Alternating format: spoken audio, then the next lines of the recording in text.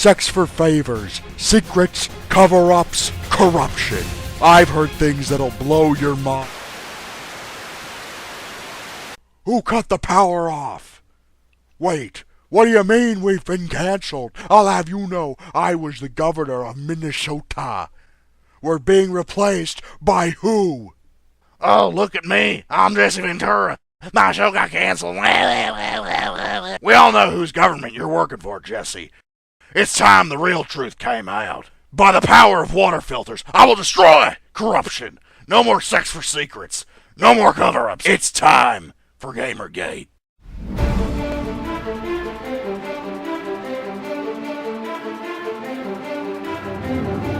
Welcome to Bizarro Land. It's the sort of place where electronics arts employees make reasonable statements, where Bobby Kotick is once again proven to have keen business intuition when it comes to certain individuals and their ability to manage projects and handle money.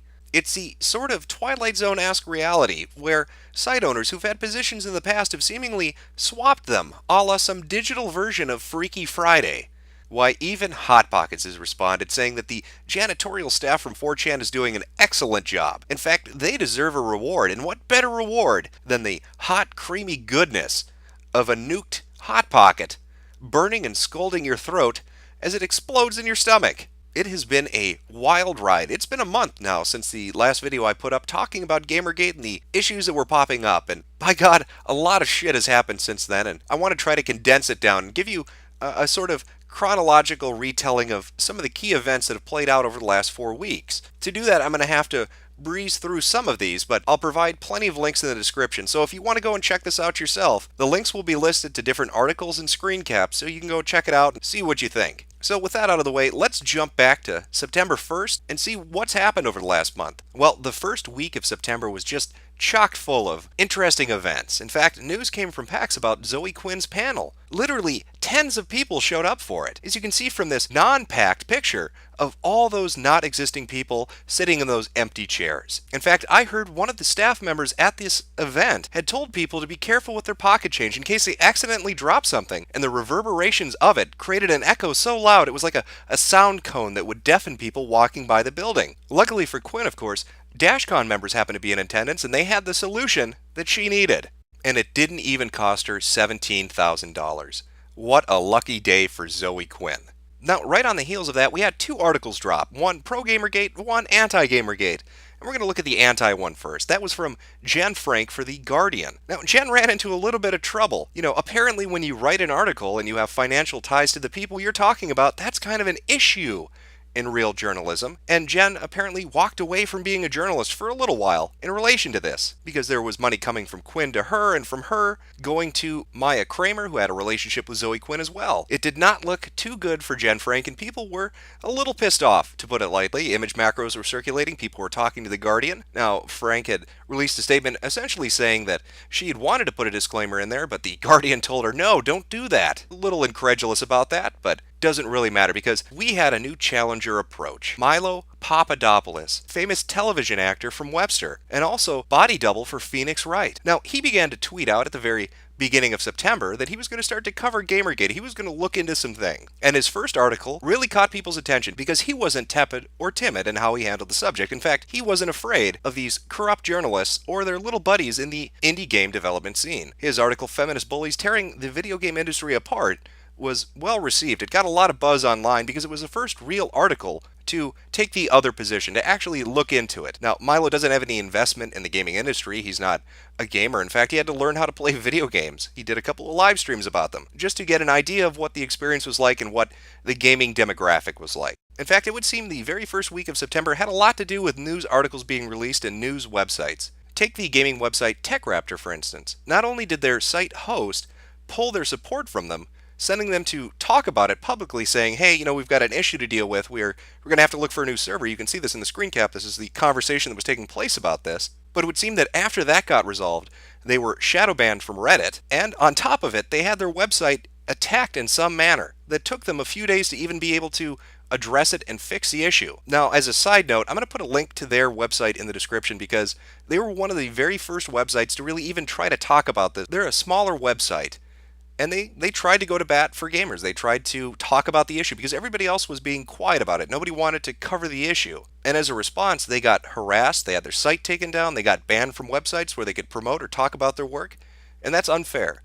It's unfair to the little guy trying to make a name for themselves in the industry. So if you're interested in gaming news, check it out. Give them a look. I'll also have GamesNosh down there as well because they were another site that really tried to at least talk about it. Both those sites really stick out in my mind from the very beginning of all these things that have happened until this point today. Of course, not wanting to look like less of a prick than their gaming journalist peers, GamerRanks decided to fire a few shots off at the fine young capitalists, saying that they don't have an excuse to be safe from scrutiny. And their hit piece, GamerRanks went after them and picked apart at what the fine young capitalists were about, and they were very brave too by closing the comment section down so they didn't have to hear any feedback. Now, that doesn't surprise me considering this is a website associated with Ian Miles Chong, former white supremacist. In fact, he might be the only Asian white supremacist I've ever heard of. That is one hell of an accomplishment, Ian.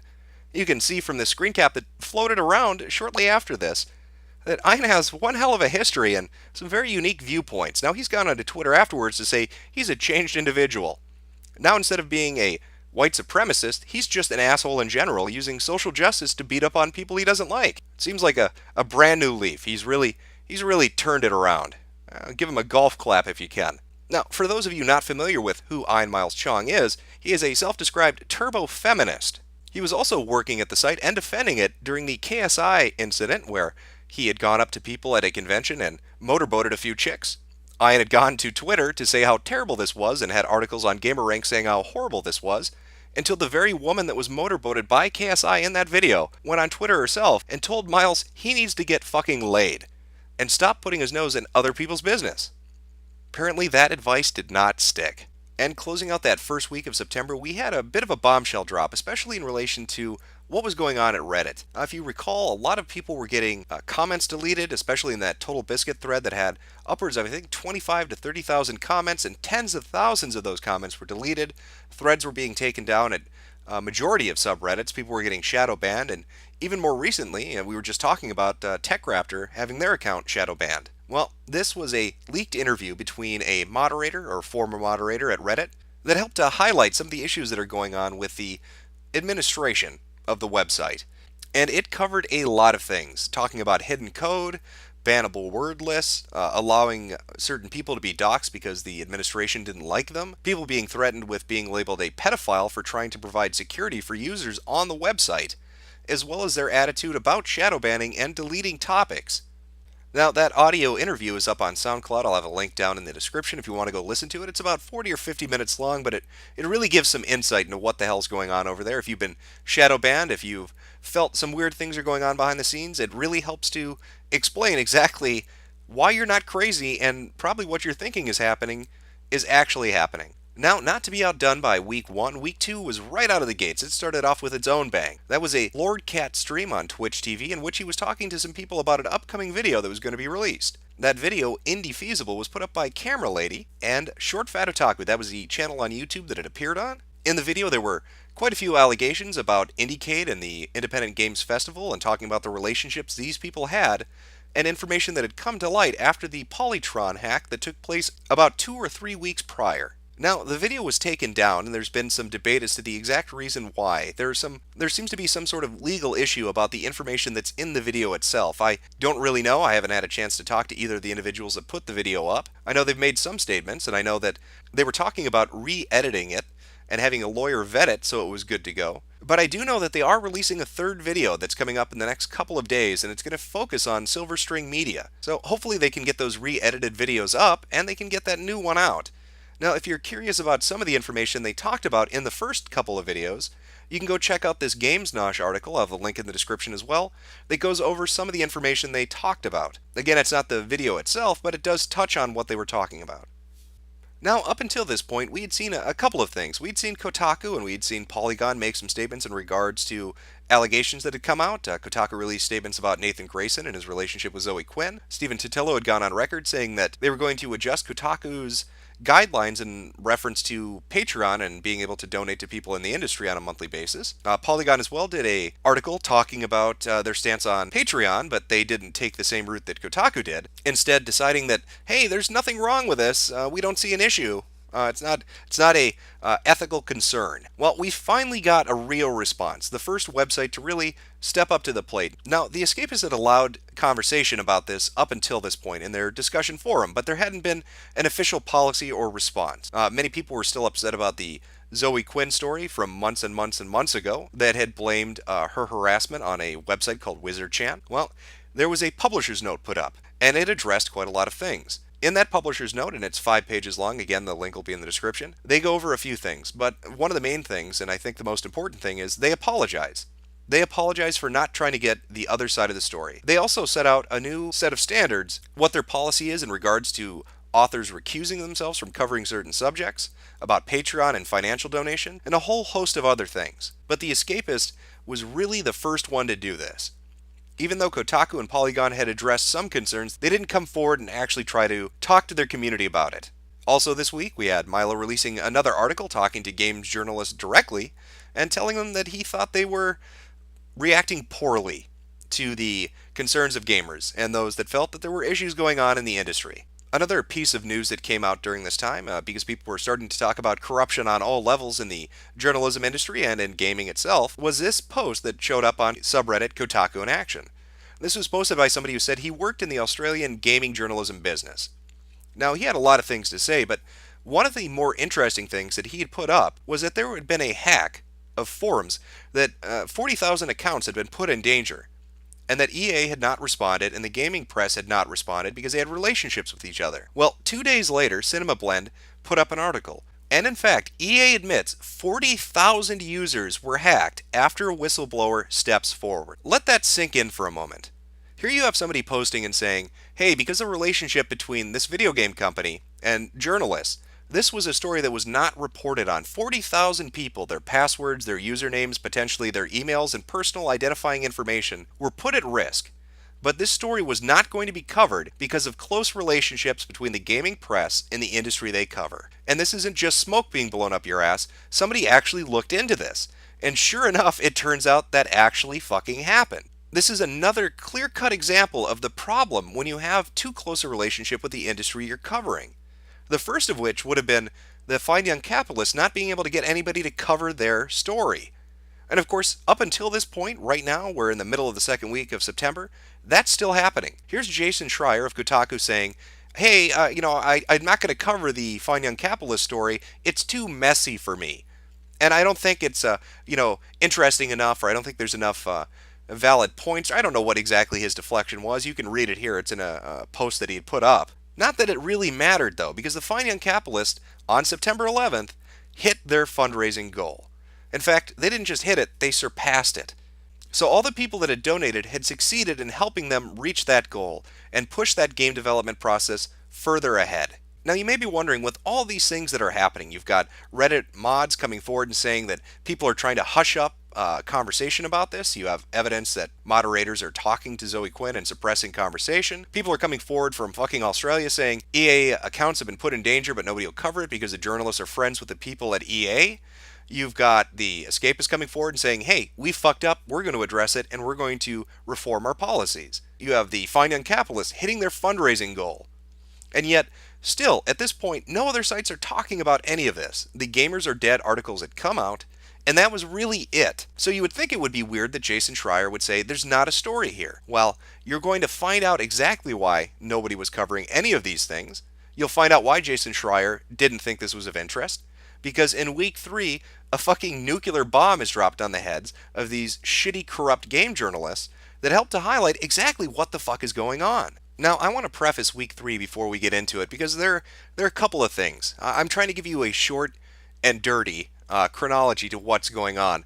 But a lot of things happen, and the timeline in which they happen is kind of important. It's going to be important later on, specifically when I'm talking about 4chan and Moot, when I'm talking about XOXO Fest, when I'm talking about all these things. So I'm going to try to lay it out as it happened, but I want you to pay attention to the dates that these happen on. Now, at the start of week 3, we got introduced to the Kool-Aid drinking crazies of XOXO Fest. In fact, people started doing image edits of pictures that were coming from this particular convention. The one you're looking at right now is a pretty good descriptor of the vibe you get when you're looking at XOXO. You see a lot of the same type of person, 20 to 30 year old white suburbanite, educated, entrepreneurial, hipster fucks would be the best way really to describe that crowd. And then mix in a little bit of venture capitalism, and that's pretty much what you have. But a lot of the people who attended this have been related either directly or tangentially to Gamergate itself. You had people like Leigh Alexander from Gamasutra who was there. Anita Sarkeesian was there. And as we'll find out in just a little bit, Moot, or Christopher Poole from 4chan, was also there. Now, on the 16th, Based Mom, Christina Summers, released a video, a factual feminist video, asking, are video games sexist? And she looked at the issue and she came to the conclusion that no, gamers are not a demographic of horribly racist, sexist people that are out to hurt others. They're just devoted to their hobby. They like video games, and at the end of the day, that's what they want, just good video games.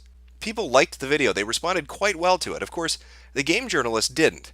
We got a lot of articles after that video came out attacking Christina Summers. They were up on Polygon and other websites, and they tried every avenue of attack. She's a conservative. She's not an actual feminist. She's suffering from internalized misogyny. Anything but addressing the points the video raised. Now, beginning around the release of this video, and up until about the 19th, so in the span of 3 days, people started to notice something happening on 4chan, specifically on the V-board and even later on Poll. They noticed mods were doing it for free much more than they usually did. The frequency of them fucking with users was increasing exponentially every day. Now, we would find out exactly why that was in just a little bit. But first, that bombshell. Now, Milo had hinted that something big was coming out. He had said, you guys aren't going to fucking believe this. All those talks that you've had, all the speculation about there being some kind of coordinated attack, especially when you consider that the Gamers Are Dead articles seem to be a coordinated attack. You had 12 to 14 articles in a 24-hour period of time with the exact same spin, the exact same narrative, all yelling at gamers who were upset that video game journalism might be corrupt. And to gamers, that looked like there was something going on, like there was a secret group coordinating what was happening. Well, the bombshell hit. There was a secret group, Game Journos Pro. Now, the list had been established about 4 years previously by Kyle Orland of Ars Technica, and among the members, you will find prominent figures from nearly every video game journalism website. People like Jason Schreier, you remember Jason, who just a week before the article had come out had said, I don't want to cover the Fine Young Capitalist, there's no reason to do it, I don't see a story here. Well, now we know why he didn't want to cover it. He is a member of Game Journos Pro. And what did they talk about on Game Journos Pro? Well, this very first article had touched on one of the threads and one of those email chains. And one of those email chains was about Zoe Quinn.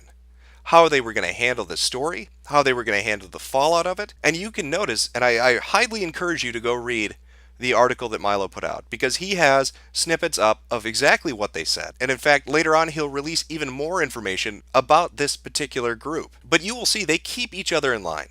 People like Ben Kuchera would yell at others and tell them that he was going to stop talking to him at that exact moment because he wanted to remain civil. Greg Tito of The Escapist was on this particular group, and he had said, we have a conversation going on at The Escapist. I don't necessarily agree with what's being said, but I don't see a problem with it.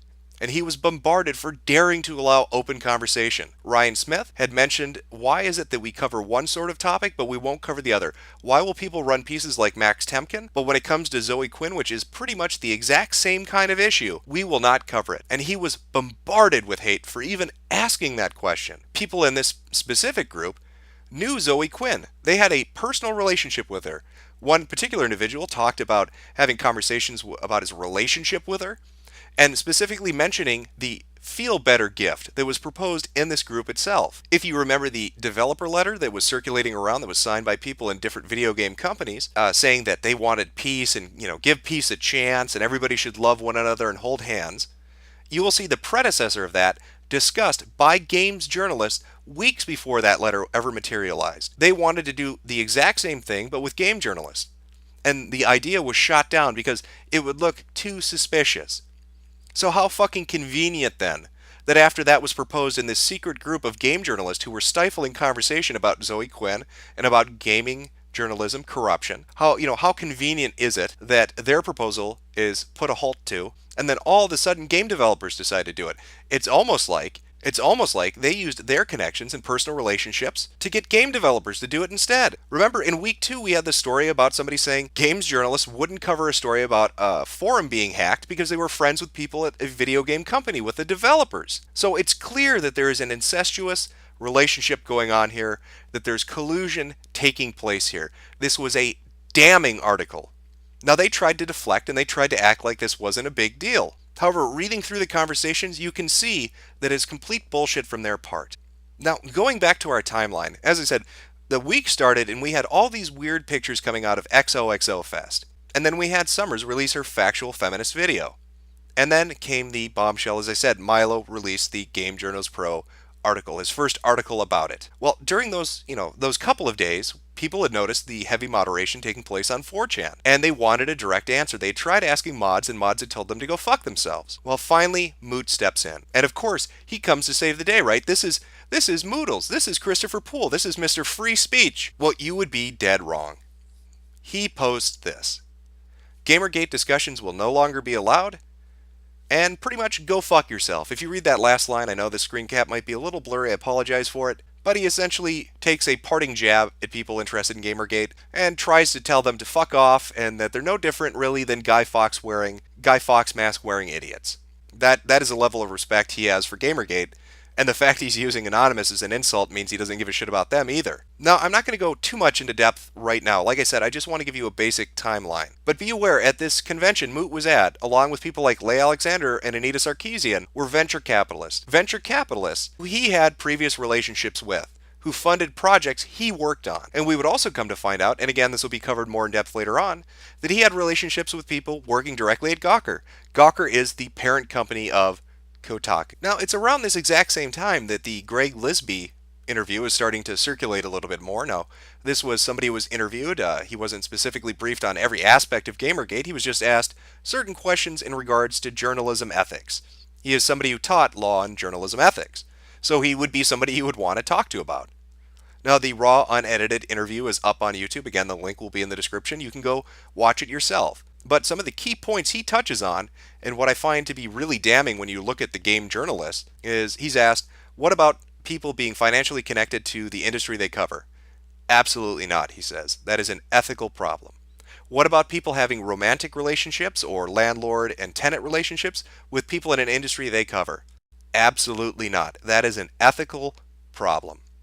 He even goes so far as to state that though you may develop friendships or you may have a cordial relationship with people in an industry that you cover, it is an extremely tenuous line that you are walking, and that a good journalist should always be hyper vigilant in regards to something like that. And as this Game Journos Pro article that Milo had put out shows, games journalists are anything but vigilant. They are lazy, ego-centered assholes.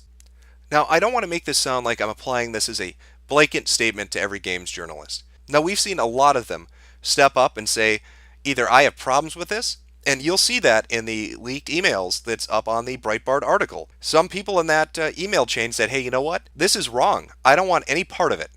There is a wall that should be put up between myself and a subject, and this is a breach of professional ethics. Other people would come out later and say, I didn't like it, or I wanted no part of it.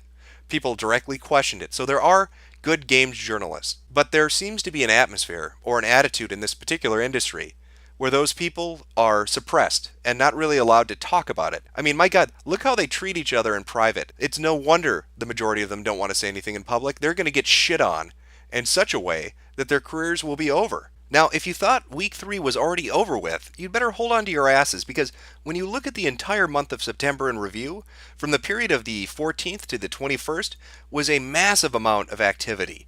From articles being posted to public stances being taken from different individuals inside and outside of the industry. Take this niche gamer article from an Xbox dev. One of the people who worked on the Xbox design team weighed in on Gamergate. Again, it's a fantastic article and it gives you an inside perspective on how they view these issues. But of course, Milo wasn't done either. After releasing that first Game Journals Pro article, he had one more to pop out. And this one has to be read to be believed. The emails that prove video games journalism must be reformed, and even looking at that title quote, who here hasn't slept with a PR person or game developer, am I right, helps to highlight one of the issues with games journalism. It is a two-faced nature of them telling their audience that they're misogynist and racist and sexist and horrible, yet behind closed doors, they will make jokes about sex and jokes about unethical behavior, and there's no consequence to it whatsoever. It's fine for them to do it, but not okay for us to do it. They're going to chide us and profiteer off telling the core audience that they're flawed and that there's something wrong with them. And that little voice most people have in the back of their head telling them not to be insufferable pricks 24 hours a day seems to be missing from a lot of these people. Just take a look at the deluge of articles I had mentioned against Summers for her video. Now, one interesting thing about the social justice warrior mentality found in a lot of these gaming journalists who are at the core of the problem we're dealing with is they can dish it, but they can't take it. This quote is from the Polygon article about Summers' video. Summers is also fond of insults. She tweeted that I am a mansplainer and invited me to address what she describes as her ideas. Others added that because I question the views of one woman, I must be a misogynist. One person compared me to Napoleon, the pig, not the emperor. I am not the first person to face the wrath of video game sexism deniers. Well, I think the person who wrote this article needs to listen and believe, you mansplaining misogynist. It is yet just another example of how they can fling shit, but they cannot handle it being flung back at them. If you read the email chains that they have between themselves, you'll see how they laud the idea of closing down and heavily regulating comments. They cannot stand when people give them criticism. They cannot stand having to answer for their actions or their statements. It's also by this point in September that we start to see that the people who have been writing and mass emailing advertisers are finally having an effect. Now, there were few that already had come out and said, we're going to pull advertising from these different game journalism sites, or we're not going to associate with them because it's bad PR. But then we see something like this from Rock Paper Shotgun, essentially begging for money. Rock Paper Shotgun is now running the equivalent of a Patreon account asking you to directly pay them money for merely existing and writing terrible articles. And yet, still there's even more in this third week. The admin of Funny Junk takes a moment to shit on Moot's head and laugh at the fact that he can't handle people talking about something that personally might offend him. In fact, the admin of Funny Junk invites people to come and mock him. And this is just a reminder that Funny Junk is one of the only places that has allowed free discussion about this, up there with The Escapist and a few other image boards and websites. But Funny Junk has had that position from the very beginning. You can talk about whatever you want, put up the content you want to, and we're not going to interfere in any way. Now, most people have probably noticed by this point that NeoGAF had refused to really allow any discussion about this. People had been banned from the forums. Conversations had been shut down repeatedly. Well, it starts to come out that maybe NeoGAF had a reason for that. This article that was put up on the Ralph Retort talks about NeoGAF and the site owner allegedly illegally selling content to Kotaku for a profit. Now, they had done this action, and then if you look back at the timeline of these events, had changed their terms of service agreement to allow them to do it. But the fact of the matter is, this article points out a timeline in which they had sold the information and then altered the terms of service to make it allowable. Well, bravo, NeoGAF. And of course, who could forget about Dina? God bless Mighty Number 9.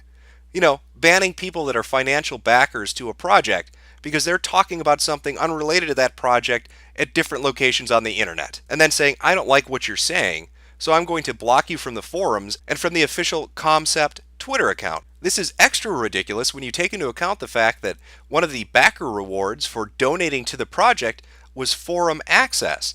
So by banning people from the forums, you are rescinding their reward. Now, people began to ask for refunds. They wanted to do chargebacks, and they were told they couldn't. Well, that's a great job from a really good PR manager. Obviously, she got the job because she was the most qualified, not because she knew people at the company or was dating somebody who worked there. That would be insane. And if you're interested in reading more about how the Mighty Number 9 shitfest is now continuing into Gamergate, feel free to read the Ralph Retort because they have an article up about that as well. And this all, of course, brings us up to the current week, week 4, or the very end of it. And this week has been slow compared to the third week, but then again, with the amount of activity that happened from the 14th to the 21st, it's understandable, especially when you look at it all put together. A lot of things have happened. Well, what happened this last week? Quite a few things, actually. You had the Investigamer come on to the Amazing Atheist channel to do a video about Gamergate.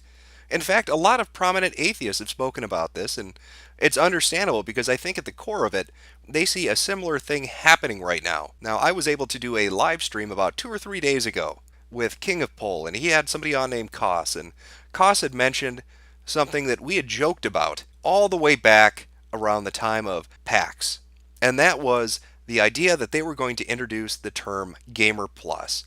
Now, atheists know what that means. They dealt with it with Atheism Plus when social justice warriors come into a community and shit it up.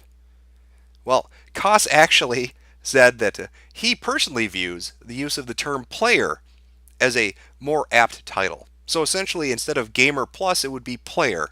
So perhaps those rumors back during PAX about Gamers Plus being introduced weren't so far off if the other side is already looking at trying to change and find a new term. Well, it wasn't just the Amazing Atheists. You've had people like Thunderfoot make quite a few videos. In fact, he suffered because of it. He put up videos criticizing Anita Sarkeesian onto his Twitter account. And because he dared to do that, his Twitter was put on a blockbot list, and it was taken off of Twitter itself. He had his account shut down. Now you can look through his posting history. People have screen caps of the last handful of posts that he put up, and nothing about them violates the terms of service. He was bullied off for daring to speak out, for daring to have another opinion. So you have people like the Amazing Atheist and Thunderfoot stepping in and talking about this. You have people like Justicar stepping in and talking about this. And these aren't necessarily positions of people who are gamers themselves, just bystanders who recognize something that's happening to the gaming community that they already went through. You have other signs that gamers are sick of game journalism and they're sick of SJWs in their hobby. One good example of this would be the Steam curator list. If you go to take a look, who's the top curator? It's not Kotaku, it's not Polygon, it's not Rock Paper Shotgun or PC Gamer or any of them. Who is it? Total Biscuit. A top spot for a top hat. And it's interesting too that he has the #1 spot, because if you go and read those Breitbart articles about the Game Journo Pro mailing list, you will quickly see that they dislike Total Biscuit. In fact, they shit talk a lot of YouTubers. They do not like the idea of somebody else coming in and fulfilling the role that they have. Because if somebody else brings competition into the marketplace, they can't be corrupt assholes. They actually have to have standards then, so they can compete. How fucking crazy is that? Now, maybe you're wondering exactly who's on that Game Journos Pro list. I mean, after all, the previous couple of articles had talked about certain emails, but we never got a complete list. Well, Milo's got you covered because his most recent article actually lists every single one of them. So if you're curious who is working at what website and is a part of this, go check out the article because it will have their name listed and where they work. Now, some of you may be familiar with the Sarkeesian Effect documentary.